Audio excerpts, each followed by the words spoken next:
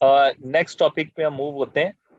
अच्छा, then mechanics मैंने आपको बताया, काइनेमैटिक्स और डायनामिक्स में हमने डिवाइड किया। काइनेमैटिक्स के जो पैरामीटर हैं इसकी डेफिनेशन देख लें। Kinematics is the study of geometrically possible motion of an object, यानी कि किस किस तरह की ज्योमेट्री हो सकती है किसी भी मोशन की। सर्कुलर मोशन हो सकती है, ठीक है। इसमें कौन कौन से पैरामीटर्स आ जाएंगे? Position, distance, displacement, speed, speed and velocity, acceleration. For both the cases, linear and angular. तो दोनों केसेस में हम ये पढ़ते हैं, अगर कोई ऑब्जेक्ट सर्कुलर मोशन में, क्यों सर्कुलर में हमें इससे गर्ज नहीं है यहाँ पर। अगर सर्कुलर मोशन में है तो it is a part of kinematics. क्यों है ये डायनामिक्स का हिस्सा होगा। क्यों की जब बात आती है तो उसमें फोर्स इन्वॉल्व हो जाती है, ताकत इन्वॉल्व हो जाती है, वो हम यहाँ पर पढ़ेंगे डायनामिक्स के अंदर। उसकी डेफिनेशन भी यही बनेगी, अभी आप थोड़ी देर में देखेंगे। सर लीनियर और एंगुलर एक्सेलरेशन थोड़ा सा समझा देंगे? बेटे एंगुलर आपका चैप्टर नंबर 4 में आएगा, ठीक है, वहां पे हम इसको डिस्कस करेंगे डिटेल में। तो यहाँ सवाल है कि kinematics and dynamics. Angular basically rotation से रिलेटेड है, ठीक है। इन वेरी शॉर्ट, रोटेशन से रिलेटेड अगर कोई चीज होती है तो उसको हम एंगुलर कहते हैं, क्योंकि इट कवर सम एंगल। तो एंगुलर एग्जैक्टली समझाने का भी टाइम नहीं है, ना अभी आप उस पोजीशन में कि मैं आपको एंगुलर पे जो है हम डिस्कस करें। हमारा टॉपिक है काइनेमैटिक्स और डायनामिक्स। तो वी सब divide our mechanics in two parts, kinematics and dynamics. Kinematics में आपने क्या याद रखना है? ज्योमेट्रिकली पॉसिबल मोशन देखते हैं, जैसे कोई लीनियर मोशन में होगा, जैसे कोई जो है सर्कुलर मोशन में होगा, कोई रोटेशन में होगा object about a fix point, कोई ऑब्जेक्ट जो है वो इटसेल्फ रोटेट कर रहा होगा। क्यों रोटेट कर रहा है, इस क्यों का जवाब हम कॉजेज ऑफ मोशन काइनेमैटिक्स में कंसिडर नहीं करते। कॉजेज ऑफ मोशन नहीं आती, वजूहात नहीं आती, ठीक है। बस हम उसकी जो है ज्योमेट्रिकली जो पॉसिबल थिंग्स हैं वो सारी चीजें इन पैरामीटर्स के जरिए हम उसको स्टडी कर रहे होते हैं। सर ज्योमेट्रिकली कैसे? बेटे देखें, सर्किल में अगर कोई चीज घूम रही है तो सर्किल ज्योमेट्री का पार्ट है ना।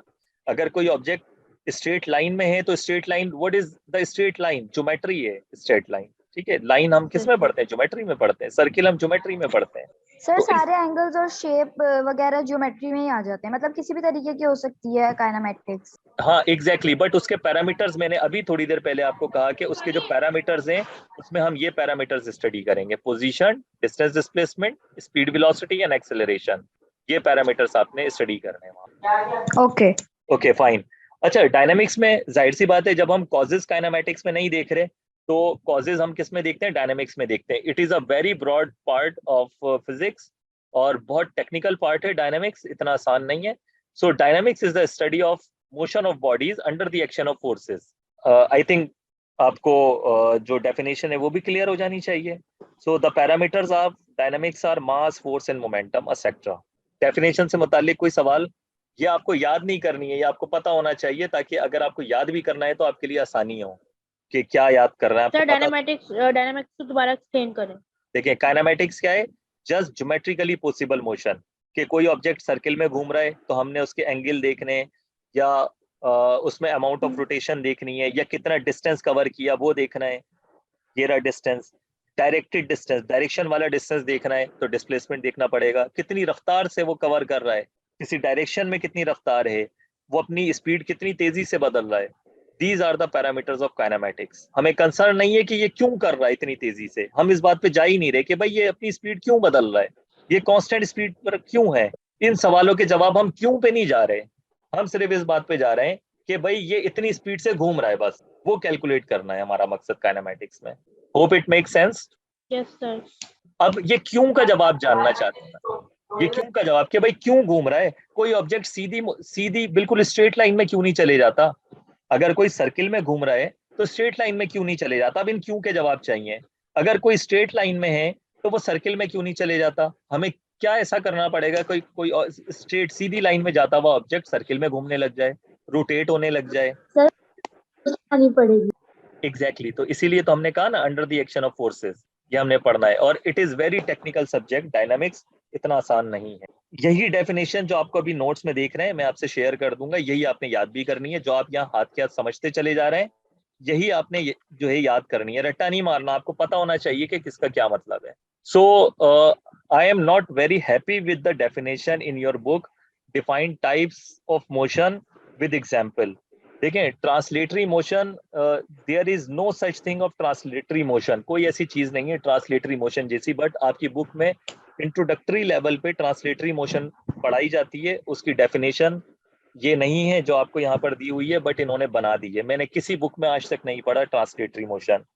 ट्रांसलेटरी मोशन को वो लीनियर मोशन जरूर कहते हैं, बाय समहाउ एक आध किताब कह देती है, बट ट्रांसलेटरी मोशन कभी सर्कुलर नहीं होती, कभी रैंडम नहीं होती। लेकिन आपकी किताब आपको पढ़ा रही है तो उसी के एतबार से हम देख लेते हैं इसको ट्रांसलेटरी। अच्छा, एक सवाल मैं आपसे करता हूँ यहाँ पर, मुझे ये बताएं बेटे कि अगर कोई ऑब्जेक्ट स्ट्रेट लाइन में है, सो इज इट नेसेसरी कि वो यूनिफॉर्म मोशन में होगा? यूनिफॉर्म वर्ड आपको पता होना चाहिए।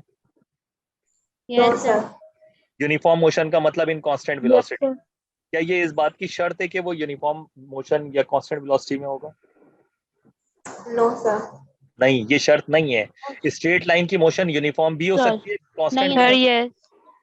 और नॉन यूनिफॉर्म भी हो सकती है अगर उस पर एक्सेलरेशन अप्लाई हुआ है, फोर्स अप्लाई हुई भी है तो। ठीक है, स्ट्रेट लाइन की मोशन दोनों हो सकती हैं।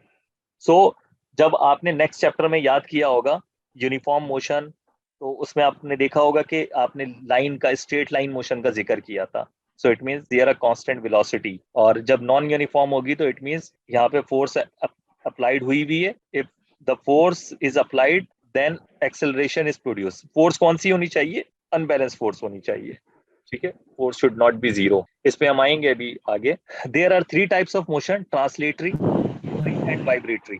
अच्छा, ट्रांसलेटरी मोशन क्या है? जिसमें तमाम motion on which all points of a moving body move uniformly in the same direction. ये इन्होंने एक खासियत बताई है, इस खासियत की बुनियाद पर इन्होंने ये 3 टाइप्स फर्दर ट्रांसलेटरी मोशन की डिवाइड कर दी हैं। ट्रांसलेटरी मोशन में अच्छा है क्या बात, देखें बेटे, रियलिटी तो ये है, जो तमाम बुक्स में जिस तरह से डिजाइंड हैं चीजें, उसमें रियलिटी ये है कि लीनियर मोशन एक स्पेशल टाइप है जिसमें यूनिफॉर्म और नॉन यूनिफॉर्म। लीनियर जहन में याद रखना है, बिल्कुल स्ट्रेट लाइन की मोशन। इस तरह की मोशन बहुत सारी होती हैं, जैसे फ्री फॉलिंग बॉडी, कोई ऑब्जेक्ट आप सीधा ऊपर फेंकेंगे, अगर हवा ना हो, एयर नेग्लेक्ट कर दें, तो बॉल वो सीधा ऊपर फेंकेंगे, सीधा ऊपर जाएगी, सीधा नीचे आ जाएगी। It is of linear motion. तो हमारे यहाँ पर एग्जिस्ट करती है हमारी दुनिया में इस तरह की मोशन, बिल्कुल स्ट्रेट लाइन की मोशन। जो ट्रांसलेटरी मोशन है, it is basically a linear motion, इसको ये समझा जाता है। अच्छा, हर मोशन की अपनी कुछ खासियतें होती। अब बहुत सारी प्रॉपर्टीज है, जैसे कोई एक मोशन है, सर्कुलर मोशन है, रोटेटरी मोशन है। अब इनकी बहुत सारी प्रॉपर्टीज होंगी जिन पे ये बेस कर रही होंगी। होता क्या है कि उनकी कुछ प्रॉपर्टीज आपस में मैच करती हैं, जैसे ट्रांसलेटरी की, लीनियर की कुछ प्रॉपर्टीज मैच करती होंगी सर्कुलर के साथ। तो हमारी किताब ने क्या किया कि एक प्रॉपर्टी की बुनियाद पर, जैसे all points moving a body uniformly, इन्होंने क्या किया, इस एक प्रॉपर्टी की बुनियाद पे इन 3 डिफरेंट टाइप्स ऑफ मोशन, जो अपने अंदर एक अलग अलग टाइप्स हैं, जो कि ट्रांसलेटरी का हिस्सा नहीं है, इन्होंने उसका पार्ट बना दिया। ये बात मेरी समझ पा रहे हैं? कुछ मुश्किल तो नहीं कहा सर मैंने? नहीं समझ। अच्छा, सर देखिए, नहीं समझ आई। यस सर, आप ये कहना चाह रहे हैं कि ट्रांसलेटरी एक अलग बात है और ये जो सारी हैं लीनियर, सर्कुलर, रैंडम, ये सब अलग है, लेकिन सब इन्होंने अलग अलग इन है। तीनों को इस ट्रांसलेटरी का पार्ट बना दिया है। बिल्कुल, बुक ने क्या किया कि ट्रांसलेटरी का बताता हूं मैं, इजी करके बताता हूं। देखो बेटा, सर्कुलर मोशन है, सर्कुलर मोशन में 5 खासियतें हैं। मिसाल के तौर पे ये सर्किल में घूमती है, इसमें एक फिक्स पॉइंट होता है, दूसरी खासियत हो गई। ठीक है, और भी बहुत सारी खासियतें। अब होगा क्या, एक मोशन है आपके पास रोटेटरी जो है, दूसरी टाइप है। अब रोटेटरी की भी कुछ खासियतें होंगी कि एक फिक्स पॉइंट होता है but it is located inside the body, ये भी आपको थोड़ी देर में मैं बताता हूं। तो इसकी जो 5 प्रॉपर्टीज थी सर्कुलर की, और इसकी जो 5 प्रॉपर्टीज थी या 6 थी, जरूरी नहीं है सबकी 5 ही हो। ठीक है, उनमें क्या हुआ कि एक प्रॉपर्टी इसकी मैच कर गई या 2 मैच कर गई, सर्कुलर और रोटेटरी की। तो इन्होंने क्या किया, ट्रांसलेटरी की एक प्रॉपर्टी उठाकर इन्होंने 3 टाइप्स ऑफ मोशन पे चिपका दिया एक साथ और उसका सब पार्ट बना दिया। अच्छा, तो मेरा पॉइंट समझ पाई कि मैं क्या आपको बताना चाह रहा हूँ कि what is the problem with the book? But it is okay कि आपको इंट्रोडक्टरी लेवल पर, क्योंकि अभी आप नई नई फ्रेश फिजिक्स पढ़ रहे हैं, सो इट इज फाइन कि इन्होंने एक प्रॉपर्टी ले ली है लीनियर मोशन की, और जो तीनों में मैच करती थी, और इन्होंने उठा के उसकी 3 सब पार्ट बना दिए, linear, circular and random. But our book says कि मोशन एक ऐसी motion in which all points of a moving body move uniformly in the same direction. अगर किसी भी बॉडी के, मिसाल के तौर पर इसमें क्या कह रहे हैं, all points of a moving body, किसी चीज के गिर्द होता है और रोटेटरी एक्सिस एग्जैक्टली कभी सेम हम नहीं होते, रोटेटरी और सर्कुलर को सेम कह सकते हैं? कभी भी नहीं कह सकते आप, सर्कुलर रोटेटरी कभी सेम होता ही नहीं है। तो मैं आपको बताना क्या चाह रहा हूँ, लेट से ये बॉल है, अब अगर हम ट्रांसलेटरी मोशन को समझना चाहते हैं तो ये बॉल बहुत सारे एटम से मिलकर बना है। अगर इस बॉल ने यहाँ से यहाँ तक फासला तय किया है, मान लें ये 2 मीटर फासला तय किया है, तो अगर मैं इस पॉइंट को देखता हूँ तो ये बिल्कुल स्ट्रेट लाइन में मूव किया, इसने भी 2 मीटर फासला तय किया होगा। अगर पीछे वाले पॉइंट को देखूंगा ना, तो ये जो पीछे वाला पॉइंट है ना, ये देखें पीछे रह जाएगा, आगे वाला पॉइंट आगे चला जाएगा, पीछे वाला पॉइंट पीछे ले जाएगा। जब दोनों का फासला देखेंगे तो दोनों का 2 मीटर होगा, each point going in the same direction and covering the same distance. ये बात समझ पा रहे हैं, तमाम की डायरेक्शन सेम है, so it is called translatory motion. क्या ये बात समझ पा रहे हैं, कोई मुश्किल तो नहीं है डेफिनेशन? सर एक बात बताएं, एक बॉल है, उसको हम थ्रो कर रहे हैं, उसमें पार्टिकल्स कैसे नजर आएंगे? उसको इतना डीपली ऑब्जर्व हम कैसे करेंगे? आपको तो पार्टिकल नजर नहीं आ रहे, बट आप जब डेफिनेशन बनाते हैं तो कुछ प्रॉपर्टीज की बुनियाद पे बनाते हैं, उसकी कुछ खासियतों की बुनियाद पर बनाते हैं। ठीक है, मैं आपको एक और एग्जांपल देता हूँ, नेक्स्ट जो रोटेटरी की एग्जांपल है, ठीक है, तब आपको आपको क्लियर हो जाएगा ये मामला क्या है। देखिए रोटेटरी में क्या होता है बेटे, ये मान ले कि सेंटर है बॉल का, ठीक है, रोटेटरी में होता ये है जी। कि ये मुख्तलिफ पार्टिकल्स हैं, ये एटम्स हैं, ठीक है। ये एटम क्या करेगा, ये वाला एटम एक चक्कर लगाया, इसने इतना फासला तय किया, इसके एक चक्कर में क्या सेम फासला है जो दूर वाला पार्टिकल है? नहीं, दे कवर द डिफरेंट डिस्टेंस। करीब वाले ने कम फासला तय किया है, दूर वाले ने ज्यादा फासला तय किया है, बट दोनों ने सेम अमाउंट ऑफ टाइम लिया, एक जितना टाइम लिया पूरा चक्कर लगाने में। भाई जितनी देर में ये वाला पार्टिकल एक चक्कर लगाया पूरा, उतनी देर में इसने भी तो लगाया ना, जी। बट इसका डिस्टेंस कम था और बाहर वाले का डिस्टेंस ज्यादा था, तो स्पीड ज्यादा था। किसकी ज्यादा होगी, करीब वाले की या बाहर दूर वाले वाले की। की? दूर वाले की, क्योंकि वो दूर ज्यादा वाले की। फासला कम टाइम में तय कर रहा है। So it is called rotatory motion. ये रोटेटरी की प्रॉपर्टी है कि ईच पार्टिकल अगर सेम रेडियस पे होंगे तो सेम उनका होगा, लेकिन अगर रेडियस आप बढ़ाते चले जाएंगे तो हर एक अलग अलग स्पीड से घूम रहा होगा, बाहर वाले ज्यादा तेज स्पीड से घूम रहे होंगे क्योंकि उनको ज्यादा फासला तय करना है कम टाइम में। बट अगर आप ट्रांसलेटरी को देखेंगे तो ट्रांसलेटरी में हर एक सेम स्पीड में है, सेम डिस्टेंस कवर कर रहा है, पीछे वाला पीछे रह जाएगा, आगे वाला आगे निकल जाएगा। ये बात समझ सही आती है? सर। ठीक है, सर ऐसे तो अर्थ भी अब अर्थ के अंदर बहुत सारे पार्टिकल्स है, अर्थ भी तो सन के सर इर्द ये जो गिर्द भी रिवॉल्व आपने कर रही है, तो उसके अंदर जितने भी पार्टिकल्स है वो रोटेट कर रहे हैं क्या? एग्जैक्टली बिल्कुल।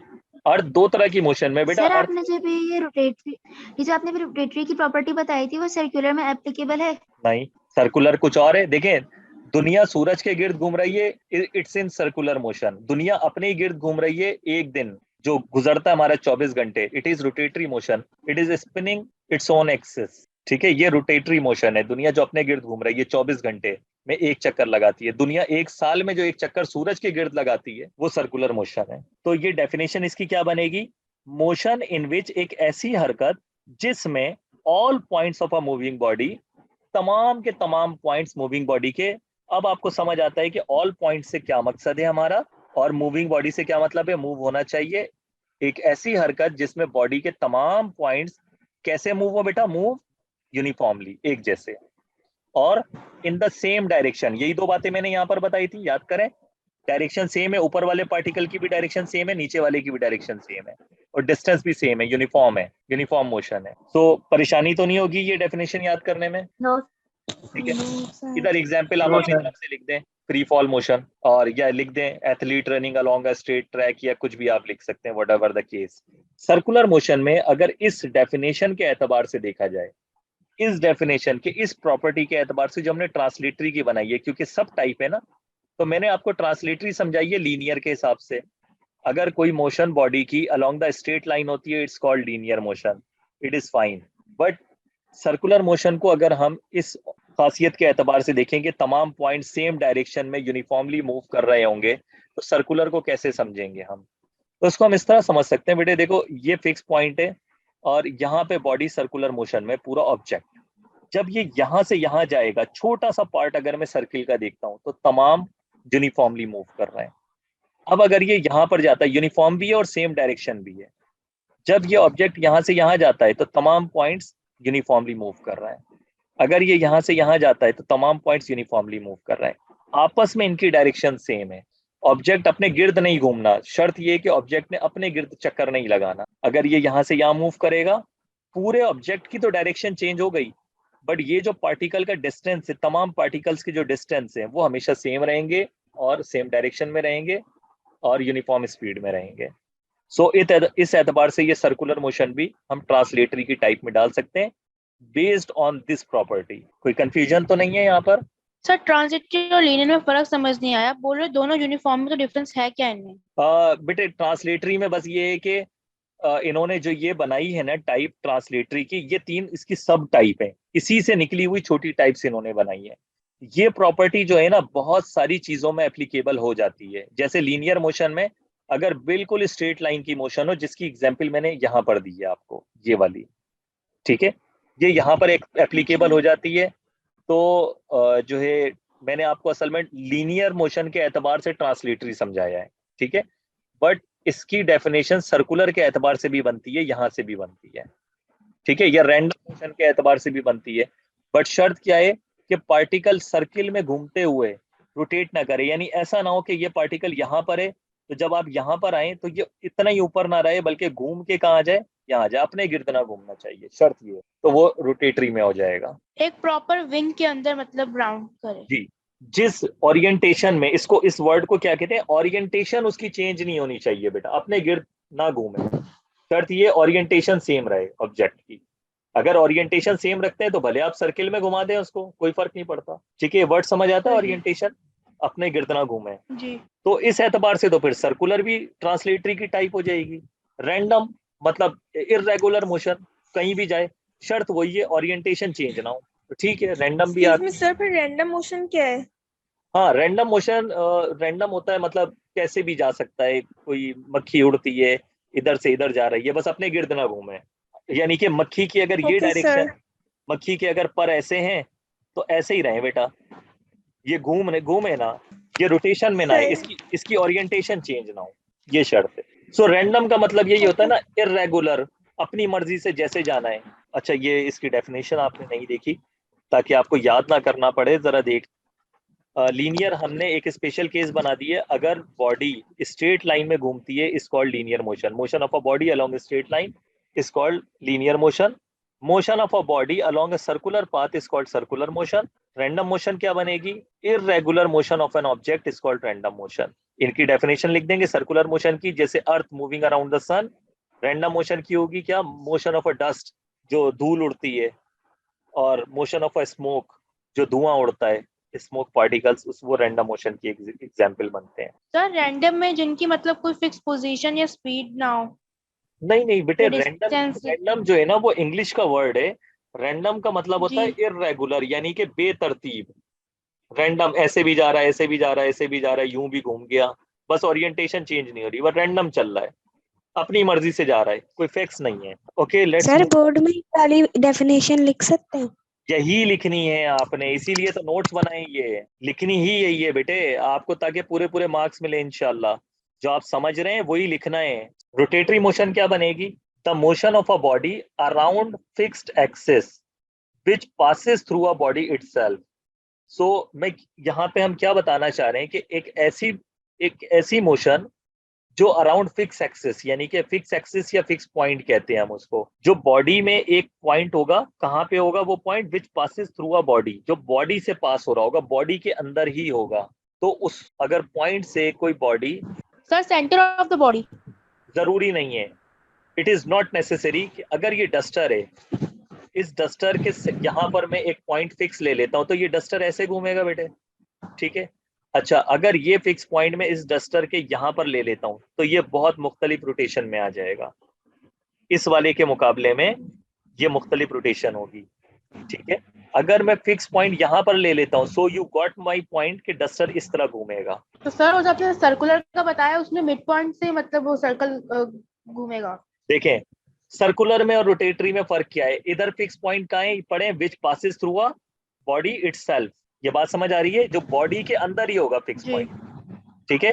सर्कुलर में अगर मान ले ये सर्कुलर है तो क्या ये बॉडी के अंदर है, पूरी की पूरी बॉडी तो यहाँ पर मौजूद है। अगर ये सूरज है तो पूरी बॉडी, अर्थ तो यहाँ पर है, पूरी बॉडी घूम रही है, क्या इसमें पूरी बॉडी घूम रही है, अपनी जगह छोड़ ली है? नहीं।